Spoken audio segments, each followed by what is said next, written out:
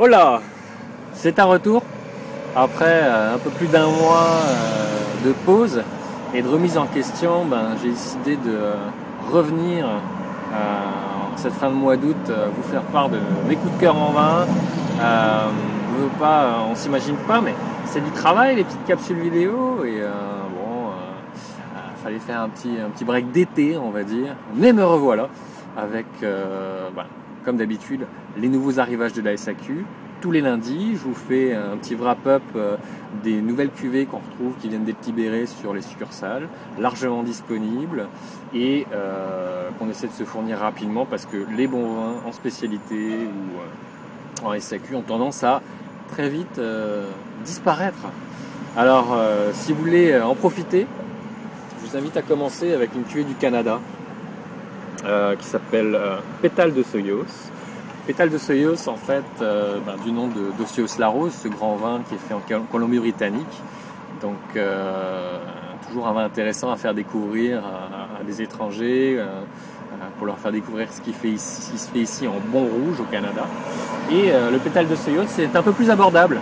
C'est le second vin de la maison, 25,90 $, toujours une dominante de Merlot avec des cépages bordelais, Cabernet Franc, Cabernet Sauvignon, et un peu de petits verres d'eau, je pense aussi.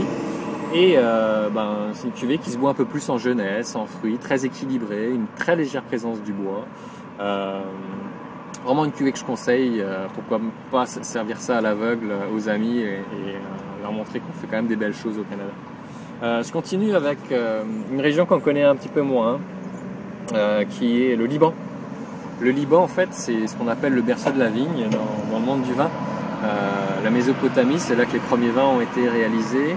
D'ailleurs, si vous avez la chance d'aller dans la vallée de la Bekaa, cette vallée au Liban, vous allez pouvoir trouver le temple de Bacchus, quelque chose à découvrir. Et le château Fakra, dans ce cas-ci, assez connu quand même pour des bons vins libanais. Il y en a quelques-uns en SAQ. A fait une collection particulière, une collection privée, la vallée de Kfar-Debian. Millésime 2006, 24,75 $. Le Liban est une terre chaude et donne des vins corsés, tanniques. Si vous aimez les vins justement qui ont de la charpente, si on s'est charmé, ce sera vraiment une belle acquisition justement à faire. C'est un 2006, on conseille de carafer quand même, et on peut garder ça à quelques années dans la cave, il n'y a vraiment aucun problème avec ça. On continue avec une cuvée un peu spéciale qui vient des Calabres. Les Calabres, on est vraiment à la pointe sud de l'Italie. Ça s'appelle le Ciro. C'est fait par la maison Librandi. Et pour la petite anecdote, le Ciro, en fait, c'est l'ancêtre d'un autre vin qui était très connu dans l'Antiquité, qui s'appelait le Crémissa. Et le Crémissa, en fait, c'était un vin très recherché qui était réservé aux gagnants des Jeux Olympiques de l'époque. Donc c'était vraiment les cuvées qu'on laissait boire aux meilleurs athlètes.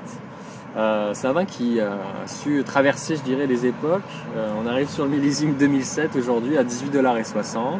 Il y a un cépage très particulier qui s'appelle le Gaglioppo. Ça vous permettra de découvrir un peu d'autres cépages. Et on aime beaucoup la souplesse de ce vin. C'est très suave, c'est souple en bouche. C'est vraiment les angles sont très arrondis.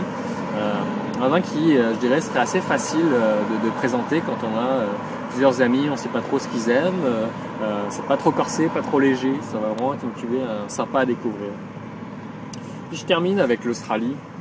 Un Shiraz de la maison d'Arenberg. Arenberg, donc, sont situés dans la McLaren Vale. Et quand j'ai goûté cette Syrah, j'étais complètement estomaqué du fait que d'habitude on a ce côté eucalyptus, on a des arômes très confiturés, c'est très alcoolisé les vins australiens. Et là on a une mesure au niveau de l'équilibre, une justesse qui est très intéressante. On a de la fraîcheur, un côté épice, mais pas de compoté, pas trop d'alcool. Donc on sait qu'on est encore en Australie, mais on a un style beaucoup plus gourmand, beaucoup plus digeste, pour 22,25 $. Vraiment une cuvée que je vous conseille, Shiraz de Football d'Arenberg. Donc c'était les 4 vins d'aujourd'hui. Je vous retrouve demain avec l'inspiration du moment. Je ne sais pas encore ce que ça va être. J'en profite pour tous vous remercier déjà de me suivre. Et si vous avez un petit mot à me dire, ah oui, un truc que je voulais vous dire, je vais ouvrir un panier à questions. Vous avez une question sur n'importe quoi, on vous a offert une bouteille, j'aimerais ça savoir, si je la bois tout de suite, qu'est-ce que je fais comme recette avec. Il y a un mot que vous n'avez pas compris dans le vin, ou vous posez des questions sur, je sais pas moi, quelle température doit être ma cave. Tout ce qui concerne la sommellerie, envoyez-moi une question via Facebook et j'y répondrai sous forme vidéo, ça me fera plaisir, puis on pourra en faire profiter tout le monde. Donc à très bientôt. Et vive le vin, hein!